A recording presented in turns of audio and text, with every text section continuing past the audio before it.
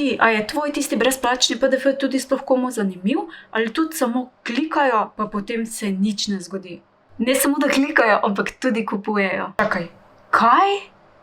Moj PDF ima 12 strani, res je konkretni, ima veliko vsebine, ampak potem pa ni nobenega nakupa. Ni tako zelo pomembno, kako obsežen je ta tvoj PDF, bolj pomembno je, če je strateško postavljen oziroma da naravno vodi v nakup. Se pravi, potrebuješ darilo, ki bo privlačno za tvojo idealno stranko in je potem naravno vodilo v nakup. Aja, kako pa to naredim? Jaz z darilom 2.0, kjer te lahko po korakih vodim, kako ustvariš svoje darilo, ki ni samo en taki cute PDF, ampak dejansko prodaja in to brez tiste sluzaste prodaje. To hočem! Kje dobim darilo 2.0? Zdaj takoj pokažem.